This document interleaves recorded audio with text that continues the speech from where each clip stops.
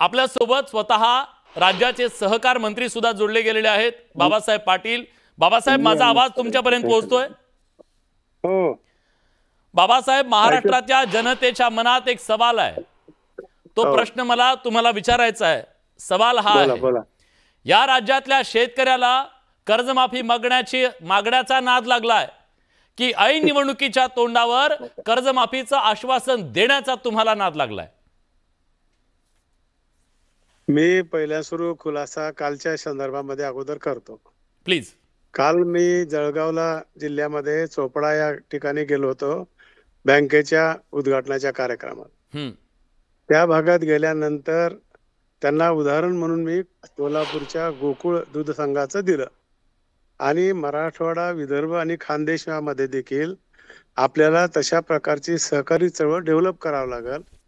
आणि अर्बन बँकेच्या उद्घाटनाला गेला असताना अर्बन बँक असो की पतसंस्था असो, जिल्हा बँक शेतकऱ्याला कर्ज देतच असते, पण अर्बन बँक आणि पतसंस्थांनी देखील कर्ज शेतकऱ्याला द्यावं लागेल. मग दुधासाठी आपल्याला धवल क्रांती करावी लागेल.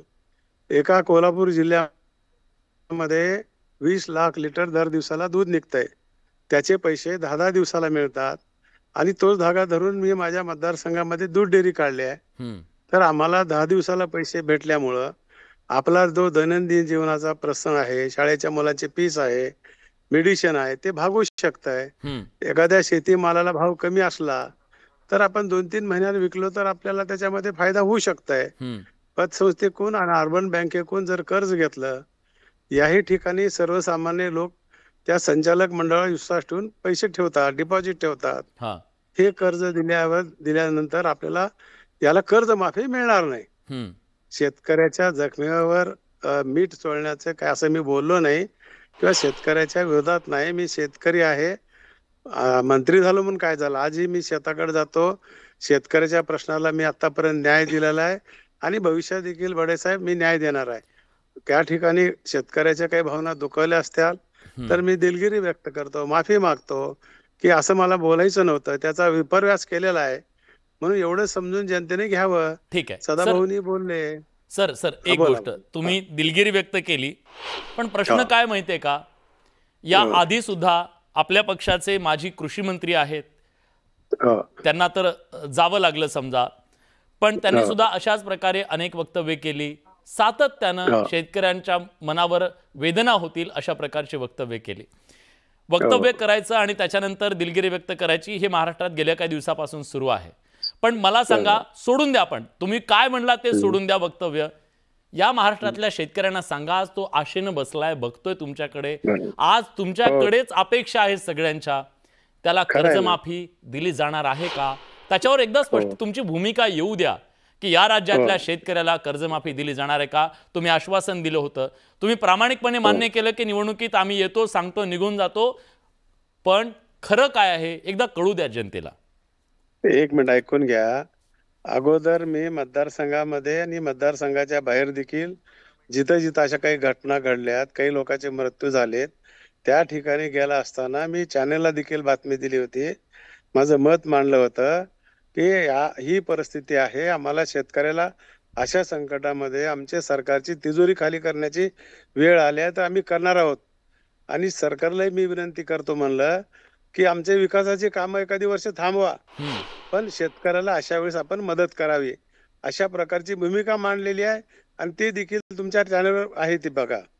आता कर्जमाफीच्या संदर्भातला प्रश्न आहे, त्या संदर्भामध्ये राज्याचे मुख्यमंत्र्यांनी त्यावेळेस सांगितलंय की आपल्याला कर्जमाफी द्यायची आहे, त्याच्यासाठी एक कमिटी बसवलेली आहे, त्याचे प्रमुख आमचे प्रवीण परदेशी आहेत आणि मग कुणाला कर्जमाफी द्यायची आहे या संदर्भात सरकार विचार करून देणार आहे. बरं, पण तुम्ही आता आश्वस्त करताय महाराष्ट्रातल्या जनतेला की कर्जमाफी दिली जाणार आहे, कारण तुमच्या एका शब्दावर खूप गोष्टी होतात सर. आज राज्यातला सगळा शेतकरी बघतोय हे सगळं, म्हणून मी तुम्हाला विचारतोय. बरोबर आहे ना, सांगितलं की मी की बाबा त्यांनी कमिटी बसवली आहे, कोणत्या शेतकऱ्याला मदतीची गरज आहे अशा प्रकारची अधिकारी त्या ठिकाणी कमिटी बसवली आहे आणि ती कमिटी ज्यावेळेस निर्णय देईल त्यावेळेस आपलं सरकार देण्यासाठी आमच्या मुख्यमंत्र्यांनी त्यावेळेस सांगितलं होतं, असं सभागृहात देखील सांगितलेलं आहे. ठीक आहे, सदाभाऊ खोत आपल्या सोबत आहेत. मी सदाभाऊंना पण विचारतो की सदाभाऊ, कर्जमाफीच्या संदर्भात प्रक्रिया सुरू झालेली आहे? निश्चितपणानं सांगतो की जाहीरनाम्यामध्ये जी घोषणा केलेली होती त्याची अंमलबजावणी निश्चितपणानं सरकारकडून होणार आहे. त्याच्याबद्दल माझ्या मनामध्ये अजिबात शंका नाही आहे. आताच्या पहिल्या टप्प्यामध्ये हे जे संकट आलं त्याला सावरायला चांगलं पॅकेज खऱ्या अर्थानं सरकारनं या ठिकाणी दिलेलं आहे. मुद्दा हा राहतो की मला दोनच प्रश्नांची उत्तरं द्यायची आहेत की सहकार मंत्री एक स्वभावानं खरंच चांगला आणि शांतमय जाणारं व्यक्तिमत्व आहे. आता त्यांच्या मुखातून गेली जायला नाही पाहिजे होती. पण मी सहकार मंत्र्यांना स्पष्ट सांगतो की तुमच्या हातात किती आहे मला माहित आहे. या महाराष्ट्रामध्ये तुम्ही आता म्हणला की कोल्हापूर सारखा व्यवसाय मराठवाड्यातल्या शेतकऱ्याच्या मुलांनी केला पाहिजे, जोडधंदा शेतीला केला पाहिजे. सहकार मंत्र्यांना एक प्रश्न विचारतो की राज्यामध्ये ज्या जिल्हा मध्यवर्ती बँका आहेत ते शेतकऱ्याच्या पोरांना जोडधंद्याला कर्ज देतात का? एकदा एक आकडा जाहीर करा. शेतकऱ्याला किती कर्ज दिलं गेलंय आणि शेतकऱ्यांची संख्या किती आणि त्या बँकेतल्या टोल टाकणाऱ्या गाड्यांना कर्ज किती दिलंय? एका 200-300 कोटी डायरेक्टर नात्या गोत्यात त्यांनी हाणलं या आणि शेतकऱ्याला 10,000, 20,000, 25,000 त्याच्या घरादाराचा तुम्ही निलावा करताय. राज्यामध्ये एकदा जिल्हा मध्यवर्ती बँकेची यादी काढा. त्यांच्या संस्थांना यांच्या बगल बच्च्यांना कर्ज किती दिलंय? कारण या सगळ्या जिल्हा मध्यवर्ती बँकेला विळाका त्यांनी घातलेला आहे. तुम्ही कर्जदार शेतकऱ्याला मताचा अधिकार देणार आहे का? या कर्जदार शेतकऱ्याला मताचा अधिकार मी विचारतो. खूप महत्वाचा मुद्दा तुम्ही उपस्थित केलाय. खूप महत्वाचा मुद्दा उपस्थित केलाय. मंत्री महोदय काय म्हणता? त्यांची सदाभाऊ ऐका, तुम्ही कुठेतरी काहीतरी कमी जास्त झाला असेल नाही म्हणत नाही. आता मी ज्या बँकेचा डायरेक्टर आहे गेल्या 35 वर्षापासून, लातूर जिल्हा मध्यवर्ती बँक हे मराठवाड्यातली बँक आहे. शेतकऱ्याच्या मुलाला 100-125 लोकांना आम्ही एज्युकेशन लोन चालू केलंय, त्यांना पैसे दिलेत. एवढंच नाही, त्यांना आम्ही पुण्या सगळ्याला गाठून विचारलंय की तुम्हाला कर्ज दिलं त्याच्यामुळे पैसे मंत्री महोदय शेतकऱ्याच्या पोरांना किती दिली ती किती कोटी दिली ते एकदा आकडा जाहीर करा.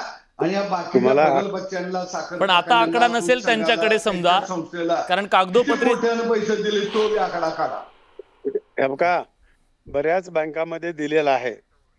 शेतकऱ्याच्या मुलाला शिक्षणासाठी एज्युकेशन लोन साठी राष्ट्रीयकृत बँका देत नाहीत. जिल्हा मध्यवर्ती बँका माझी बँक सगळ्याचा आकडा पाहिजे असेल तर सदाभाऊलाही देतो मी. पण 125 लोकांना आम्ही कर्ज दिलंय. त्या लोकांनी कर्ज घेतल्यामुळं त्यांचं शिक्षण पूर्ण झालंय.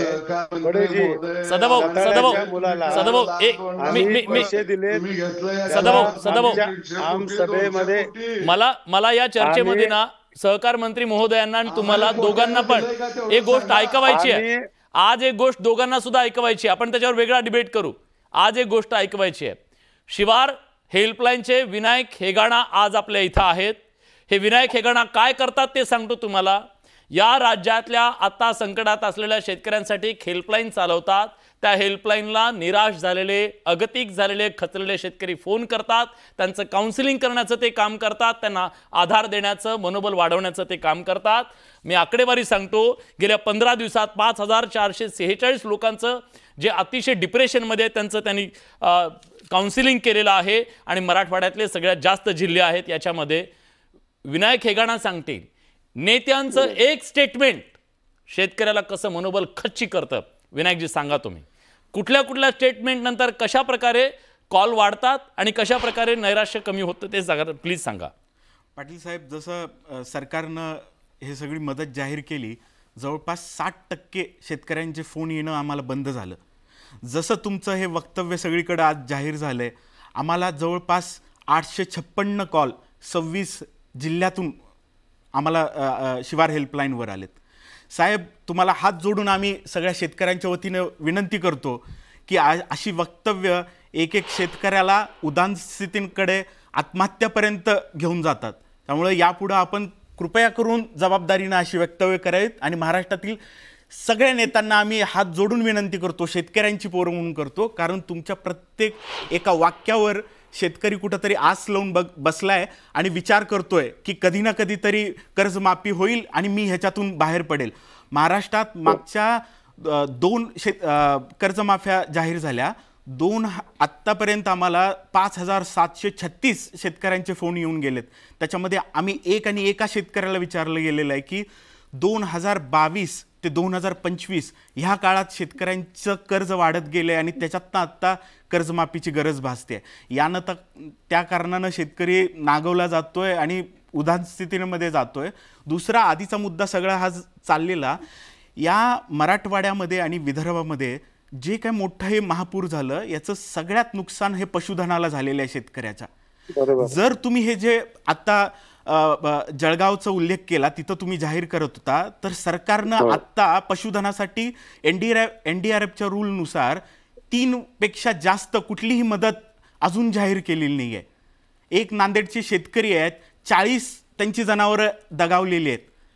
तरी असं सरसकट आणि मागच्या 5 महिने ते 2 वर्षाच्या काळामध्ये लंपी नावाचा जो आजार महाराष्ट्रामध्ये फोपावला गेला, त्यावेळी जेवढ्या काही महाराष्ट्रातील इन्शुरन्स कंपन्या आहेत त्या सगळ्या कंपन्यांनी या जनावरांना इन्शुरन्स द्यायचं बंद केलं. आज जर तो इन्शुरन्स शेतकऱ्याच्या दावणीला असता, त्या जनावरांना असता, तर आज ती मदत उभा राहिली असती.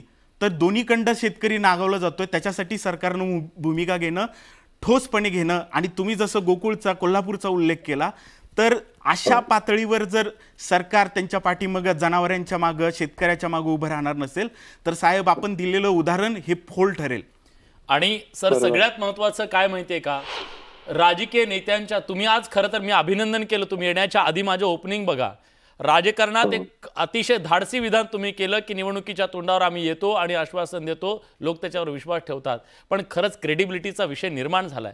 कुणावर विश्वास आणि कसा विश्वास ठेवावा हा शेतकऱ्यांवरती प्रश्न पडलेला आहे. तुम्हाला वाटतं का की आता या पुढच्या काळात शेतकऱ्यांनी, इथल्या जनतेनं राजकीय नेत्यांच्या कुठल्या आश्वासनावर विश्वास ठेवू नये? पहिला मुद्दा एक लक्षात घ्या तुम्ही, आपण सांगितलं नुकसान झाले ते आम्ही शासनाच्या निर्देशास आणून देऊ, जास्तीत जास्त मदत कसं देता येईल ते बघू. माझा विषय लाईनवर येण्याचा एवढाच होता की मी तिथं काय बोललो हे खुलासा करायचा होता. म्हणून शेतकऱ्याच्या काही भावना दुखावल्या असत्याल तर मी पुन्हा एकदा आपल्याला, आपण हात जोडलात मला, तसं नका करू. मी तुमचा सहकारी आहे, तुम्हालाच हात जोडतो आणि मी दिलगिरी व्यक्त करतो. आणि मी शेतकऱ्याच्या बाजूने मागही होतो आणि भविष्यात बी राहणार आहे. विनाकारण राजकारण करायचं काही लोक प्रयत्न करतायत, त्यांना जे करायचं ते करा म्हणावं. आम्ही सोबत आहोत, आम्ही सरकार शेतकऱ्याच्या पाठीमाग आहे. ठीक आहे. आणि जे जे काही बोललोय ते आम्ही करणार आहोत. ठीक आहे, धन्यवाद. खूप खूप धन्यवाद सर, तुम्ही न्यूज 18 लोकमतशी बोललात त्याबद्दल. आणि आशा करूया की या पुढच्या काळात बाकीच्या कुठल्याकडून, मंत्र्यांकडून, व्यवस्थेकडून अशा प्रकारचं वक्तव्य होणार नाही अशी आशा करूया.